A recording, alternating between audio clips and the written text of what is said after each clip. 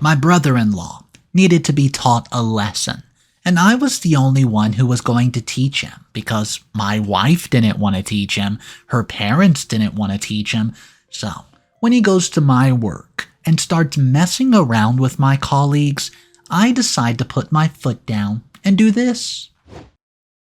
I'm 36 and male, and I must confess to even before Amy and I married, I always knew that her family would not be the best of people. Even so, my love for Amy has always been so strong and sincere that even that did not deter me. I'll tell you why I said something like that at the beginning of the story, but first let me give you some background on my family. Amy and I met in the final year of our graduation, and I will not provide you with the details, but we soon started dating. In the middle of it, I discovered that she had always been sickly by nature. I had noticed that even before she confessed it, it was still somewhat shocking. Amy used to look healthy before, but now she does not. Even so, we both hoped our child would not inherit the same, but he did. Though the moment Nick, 4 years old, was born, we knew it would not be an easy journey. Despite that, and everything in between, we have managed to keep this family safe and sound for the most part. I recently became a high school teacher, and she climbed up in her job, and as a stay-at-home mom, she has decently managed to both Nick and herself. What is going awry, or however, is not any of us three but the outsiders. These outsiders said, or Amy's families, aka my in-laws and my brother-in-law Adam, 29 and male. Because of them, both Amy and I have experienced great tension between ourselves. Adam does not look like he wants to go away anytime soon. I'll start from the beginning so you guys can understand, and I'll hopefully help you understand my position a lot better. Amy's parents, Martha, 61, and Arthur, 63, have 2 children, Amy and Adam. Although both have distinct personalities, Amy's nature almost always endangers Amy's. No, it's not because he's particularly a good man or the more intelligent of the 2 siblings, but mostly because his acts and behaviors are so reckless that they always attract more attention than Amy's sickly self does. It's often bothered me how careful Arthur and Martha are with Adam, but somewhat careless with Amy. Maybe it's because she's older and parents naturally assume the oldest child to be more responsible. I'm not sure. Even Amy spends long hours of her day either talking about or worrying about him. Essentially, Adam gets a lot of love and attention, but all of this does not turn him into a good man. If there's anything that man understands, it's trouble. That is all he brings out in our lives anyways, and what I know about Adam is mostly through observation, since he started living with us. My observations have gotten sharper too, and why does he live with us, you ask? Well, I'll tell you that too, but let me begin with the first impressions. When I first met him, he was a younger version of the troublesome man he is now. His behavior was so erratic, but it was taking shape, and I remember how he spoiled my first meeting with Amy's parents. It was a silly little prank, but the embarrassment I received from the incident was absolutely unforgettable. I don't think I can tell you that after that incident, I've always had to deal with an annoying Adam. He never really grew up. This attitude has followed him greatly into adulthood, and I get glimpses of that every day now. Now on to why I get to observe him daily. 11 months ago, I received a call from Amy during my lunch break. She sounded scared and erratic as she narrated that her parents had suddenly decided to shift homes. She described their new home to me, and it worried me too. It was far below their standard, and I kept my silence, and Amy looked like she wanted to speak, so I let her speak. When she stopped in between, I asked her to take deep breaths, and Amy tends to get sick after a tense day, and she announced that she would stay the night with her parents, and I had no objection. One of the requests she made from her parents was for them to stay with us instead of at the new house. At her insistence, I approached them with the same offer. However, both my in-laws rejected the idea almost immediately, and they instead asked us to make some room for Adam. They accepted that they would not be able to keep Adam with them anymore. Now, I'm admitting to you that this was something I did not want to accept. Sure, he is the youngest in my wife's family, but to give space to a young man who seems little interested in behaving civilly, even at 29 years of age, seems like a ridiculous idea. Adam is still not doing anything to maintain financial stability. Let me remind you that he's soon going to be 30 years of age, and even so in the end, and at the insistence of both my wife and my in-laws, I agreed to let him stay with us. That is how, guys, I observe him daily now. Adam's behavior is not the only thing that made me reluctant to accept him into our home.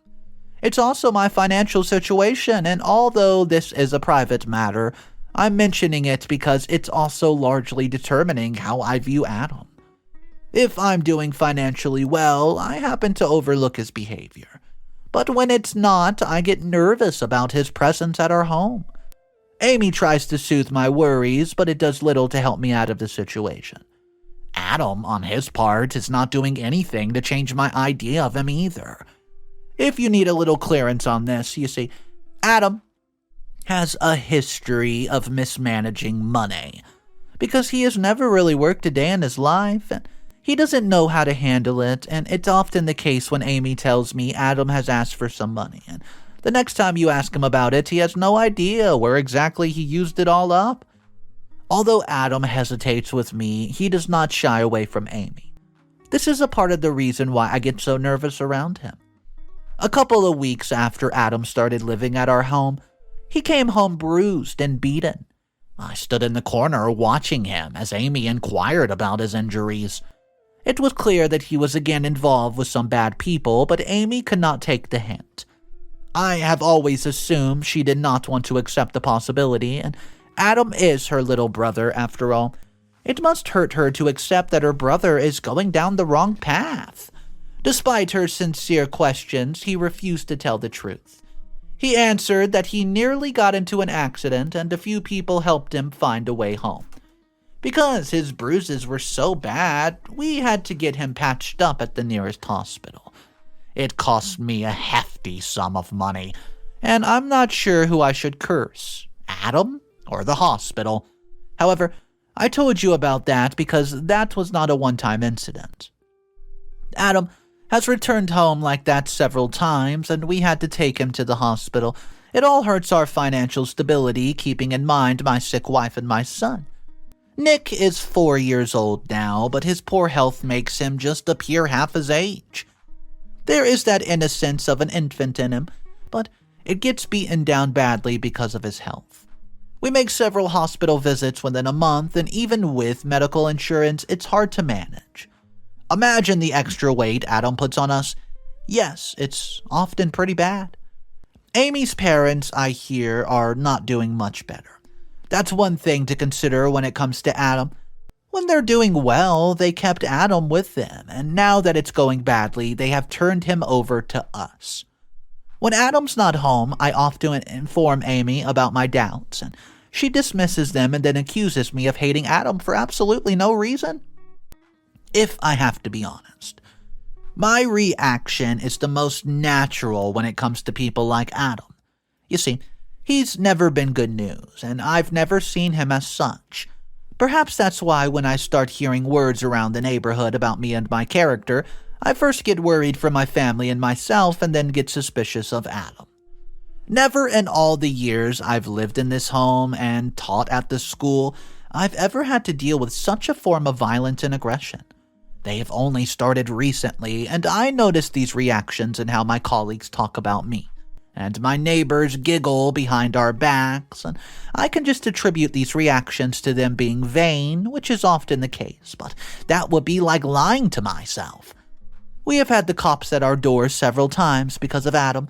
We have received complaints from neighbors because he's not keeping company with good people. So it makes sense to me to trace this particular issue all the way back to him. Perhaps that's why I'm only half shocked when my colleagues stop me to ask when I can pay them back and if Nick is all right. Even before they speak, I know it's all Adam's doing. In the end, I would be proven right. Adam is involved in this, and I'll update you guys when I receive a bit more information on this. What's up, everybody? Mr. Reddito here. So it looks like today's story is a family drama, and well, Adam is involved, that's for sure. I have 4 updates for you guys, and things are about to get a little wild. If you're new to the channel, hit that subscribe button for daily videos. It also helps support the channel a lot, and I appreciate the subscription. Here is the first update. Update number 1. Okay. I have enough information to incarcerate Adam. And with Amy's help and consideration, I'm sure this will soon come around to. Let me first begin with what he has done to me. I've already informed you about my financial situation and that of my wife and son. In the middle of all that, Adam has come. He's 29 and he does not work, and he stays only a few weeks at whatever job he gets. His reputation is not the best amongst those who know him. That is why I've always been weary of him, and on top of all that, his need for financial help is always random and absurd. It's obvious why I've often denied him financial help. But Amy has always been there for him, and even in sometimes the fact gets on my nerves. She has provided him with money and everything that he needs. She has even once entertained his idea of a business. It was absurd because we don't have money for something that fanciful, and I will have to thank Adam for his lack of eagerness about the idea, and I'm sure it would not have looked good for us. That is why the fact that Adam went ahead and asked my colleague for money is absurd and infuriating. That's not all, however. I will repeat whatever my colleagues have told me about him. A couple months back, Adam met one of my colleagues, introduced himself as my brother-in-law, and then befriended him. He did that with several other colleagues of mine as well, and because of my reputation had not been experienced the up and downs it does now, they quickly became comfortable with him, and that was something I had little awareness of. I agree. I should have done something. Perhaps it could have avoided this current disaster I'm in now, and a few weeks ago he asked for money from one of them. They lent it to him, and some because the amount was not very large. After that, he started asking for money from each of them, and he made sure to ask for money separately. He repeated it several times, and eventually he went ahead and asked for a very large amount, reasoning that Nick had fallen sick and I needed the money for an emergency. Yes, indeed, Nick often falls ill, but I've never asked for financial help from anyone. Amy and I have always managed that in the end and in some way, so the idea of that is absurd to me. But that does not mean I could have said that to their faces. It would not have boded well for either of the parties, and I've never been interested in starting a fight with anyone, much less the people I wish to be around. It would have stopped all my colleagues from contacting me when Adam asked for such an amount, but the moment never came until now. In their defense, it makes sense why they did it, and all my family members, colleagues, and the neighbors know that Amy and Nick deal with bad health. It makes sense that they so quickly agreed to help with money. Sometimes it worries me to think how much effort they must have put into ensuring that they could help me in every way possible. Even if I shared similar thoughts with Amy, it would still make me feel guilty. The fact that Adam used my son's name for whatever fraud he's gotten involved in makes me so angry. However, all that means little when I face reality. If Adam does not do his part, I fear I will have to pay them back soon to maintain my relationship and image in the school and the neighborhood. It does help that this is something even cops could get involved in. Besides, if they associate this with my character, I'm worried I will not be able to form meaningful relationships with anyone outside the family. While it can be argued that I can live without making friends, it's still necessary to maintain harmony. I fear Adam has done some damage to that. I'll come back to update you more about my situation. I will also let you know how it goes. I'm unsure how to share this with Amy, but I will do my best. Update number 2. Hey guys, it's been exactly 11 days since I found out the truth, and in these few days, I have had several arguments with Adam and Amy. Nick, my little child, has been an innocent victim in all this, and I admit that I fear him growing up in an environment like this. Regardless, I first confronted Adam about the situation, and it was not easy. With the money he's gained, he has found reasons to stay at our home for a fewer hours. Although I would have found that enjoyable in a different circumstance, it's made things difficult for me in the current situation. Anyways, I confronted Adam a couple days after I found out the truth.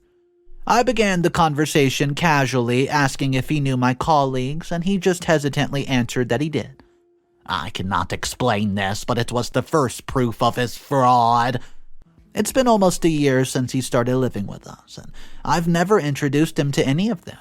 Not even mistakenly. I know his nature, so I've always tried to keep him away from them. That means all the efforts he's put into meeting and befriending my colleagues was his own. I must admit that he succeeded in fooling high school teachers. Perhaps that's why it makes me even more upset he's treacherous enough to fool adults. I asked him, what does he do these days? And he refused to answer me, and so I insist it happened because he had none. You don't admit to something like that right away. I mean, yes, it needs proper provocation. To make him say something like that, I directly asked him about it. He was spooked. You could see him getting pale under my eyes, and even so he tried to avoid answering. I did not allow him to get away with this time, though. I needed affirmation. Even for someone like Adam, it was a big thing.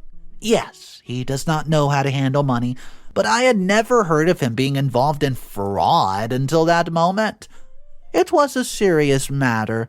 Sometimes, when he was about to confess to the whole thing, Amy came to ask us to eat dinner already.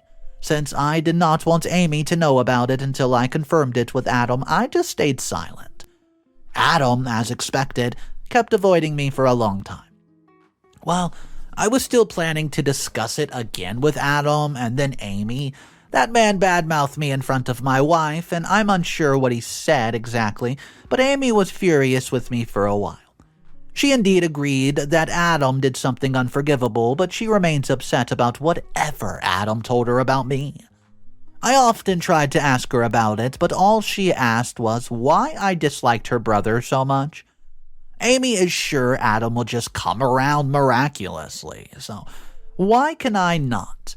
I'm unsure if she genuinely believes he'll get better or if it's just her emotions acting in light of whatever nonsense Adam has spewed about me.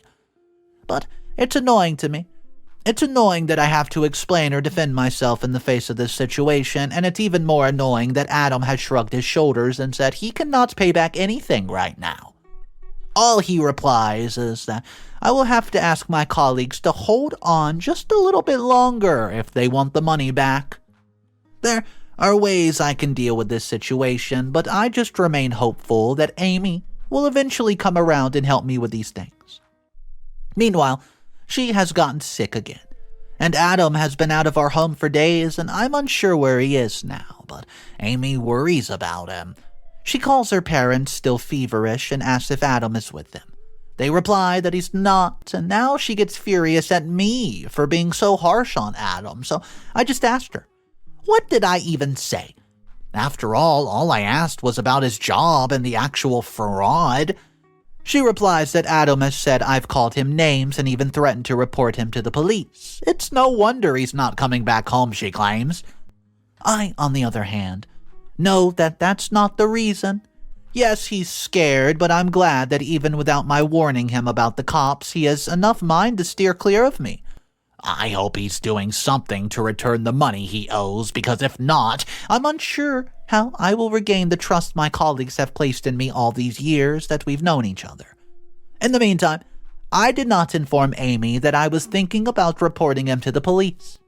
I'll come back with a fresh update soon. Update number 3. Okay, allowing Adam into our house was a graver mistake than I initially imagined, you see. It all goes back to his family and his parents, and I'll tell you why, and I've promised myself that Adam will have to pay for all that he's done in some way. I'm going to make sure of it, but let me begin. When Adam returned several days later, he was again the same shape as of form he was when he left. The only difference was in his manners of walking and the fresh bruises that he's earned. Dramatically, he grabbed something from his pant pocket and dropped it in my hands. There were several notes, and they amounted to a couple $1,000s, and he explained that I could keep them until he brought the money back. And I could eventually pay my colleagues back with it. I know what he was trying to do, looking like at the cowering under both of our eyes, and even so, I was a little unresponsive when Amy said my words could have killed her brother. After all, he insisted it was after listening to me that he decided to, well, earn something. It was clear Adam wanted to create tension between Amy and me. Remember how he had succeeded in fooling my colleagues? Well, I'm repeating that because Adam has done the same between us two. By the time he patched himself up, Amy packed her and Nick's bags and announced that she would leave for a while, settle at her parents' for a few days, and then return to talk about it all. So mad at the entire thing, I still remember asking what I did to deserve this reaction. Adam earned money in some shady ways, but how was I responsible for it? He's a grown man. It was all Adam's doing, and I'm paying for it from my wife? Anyways, it took a while, but Amy did return home. She was a little more energetic this time, however, but I could see the anger looking on the surface, and I knew a big revelation was coming, and she took a while before explaining the entire situation to me, and I will repeat it the same way. Well, the reason her parents settled on the new home has always been Adam. I've often repeated how much he mismanaged money, right? That's where you get the hint. Adam invested his father's retirement money in a startup. The startup eventually flopped, big shocker. He turned to something shady again to earn all the money back, and it did not work. He lost more money and fell into great debt. It was not until his parents decided to act on their plans to buy land that they discovered the depth of the situation. At first, they rented half of their home to find some money so that the bad guys would not come kill their son, and eventually they sold their home. After that, they settled into that new home, which I must inform you is not very great. It's bad. And that is all I can say about it. This entire situation made them so delusional about Adam that they feared keeping him near them anymore. They understand little of the technological world, so their fears is well-founded. However, how they allowed Adam to be near us is indeed weird. They kept it a secret among themselves for fear that Adam would have no one to look after him. After that, you already know, Adam came to live with us, did his thing, and eventually got into another fraud. Yes, this fraud was committing to paying back the year-old debt, and it all ties back to the stupid investment, but regardless, he has not paid for anything since that day. I've already told you about my situation, but as to words about my brother-in-law's possible fraud spread around my neighborhood, I fear this place is no longer safe for me and my family. My colleagues at school have started to distance themselves from me. We finally decided to leave this neighborhood, but instead, to her, I insisted that we needed to do something about Adam to make sure he did not repeat it in the future. I mean, after all, it's no longer just about my colleagues, me, and my reputation. Amy's parents were equally affected by Adam's behavior, and it's up to you to decide where they failed. But even though I do not like Amy's parents much, they're still victims of Adam's immature behavior and attitude. It takes a while, but after talking it out with my fellow teachers, we file a case against him. I will update my story and tell you guys what happened after that. Until then, please bear with me. Update number 4. This is the final update. Alright, Amy's parents are somewhat upset with us, but that's because Adam is no longer a free man? Yeah, although it's not much, he's going to be behind bars for a good while. Amy is not entirely happy about the situation. She has managed very well compared to her parents, but whenever Adam's name comes up, I always remind her that it's for his good, and I cannot say that he'll return as a changed man, but I sure hope he will just have some new sort of perspective on life. I don't think that I have the heart to forgive him for what he's done. I had to leave the school once the case gained a bit more attention, although he was ordered to make the required restitution, I still gave them whatever money Adam had given me for the first time. I did with that, well, have a bit of hope that I could have something. I'd found my crowd among my colleagues, so it's been tough for me to deal with their absence. In the meantime, we decided to settle in a different neighborhood, and it's farther away from our previous location, but the overall environment is much better. Amy sometimes visits her aging parents, but she does not share the address with me. That's not because she fears their visits, but because she fears facing her brother. Their final meetings was not at all nice, so she's avoiding the thought of him, and Adam will not stay in jail for that long, really, so he'll be back soon. As for me, I'm sure my application to this new school will be accepted, and until then, I will dread Adam as well. This Adam person was so incredibly out of control. Luckily for OP, we know how the end of the story ends, but man, what a ride it must have been for OP to put up with all this nonsense for all this time, just from his brother-in-law. Guys, I do want to hear about you because the comment section was calling OP a floor mat for letting it go this far. I do want to hear your opinion on that, so drop your comments down below in the comment section. Thank you for joining me on today's video. My name's Mr. Reddito. I narrate stories every single day. So hit that subscribe button. I'll catch you guys tomorrow. And remember, it's cool to be kind.